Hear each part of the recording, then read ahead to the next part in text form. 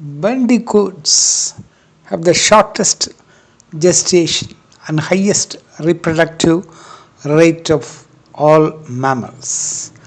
The solitary long-nosed bandicoot bounds through the forests on Australia's eastern coast looking for food in the vegetation or digging up the ground in search of tasty grubs. Protected by law, bandicoots are threatened by habitat clearance and introduced animals. The long-nosed bandicoot is an active creature, hopping and bounding its way over a considerable stretch of ground in search of food.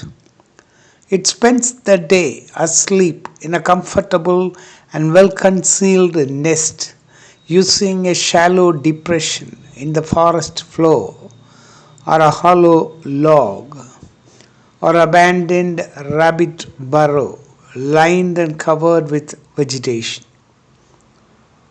This marsupial prefers to be solitary outside the mating season and chases away members of the same species. Males may even fight aggressively, rising up on hind legs and biting when necessary. Although primarily a forest animal, the long-nosed bandicoot is also found in more exposed areas provided there is sufficient scrub and other bushy vegetation nearby.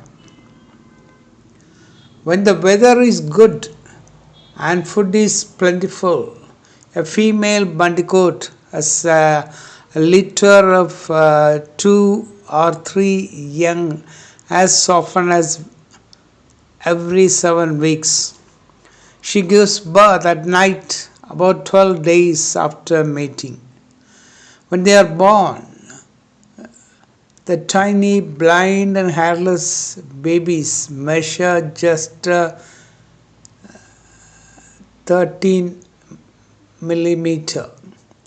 They climb up into her pouch and grip onto one of the mother's 8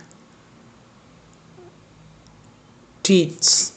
The pouch of the female bandicoot opens to the rear, and this prevents soil getting in when she digs for food. The young carry on developing in the pouch, where they grew quickly, remaining inside for 50 to 54 days. This is when they are weaned, just before the next litter is ready to be born.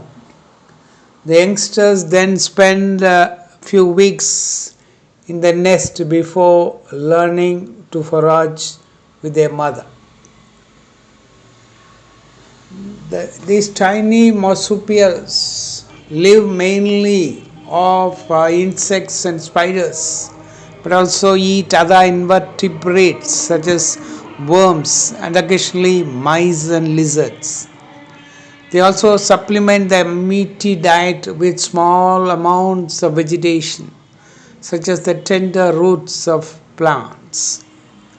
Long-nosed bandicoots sniff the forest floor, searching for food, and may grunt or even whistle when they sense a tasty morsel under the ground. Using their front feet and claws, they dig a hole large enough to insert their snout to root out underground food, such as weevils hidden down among the tree roots. On other occasions, they may search in hollow, rotting logs or crevices.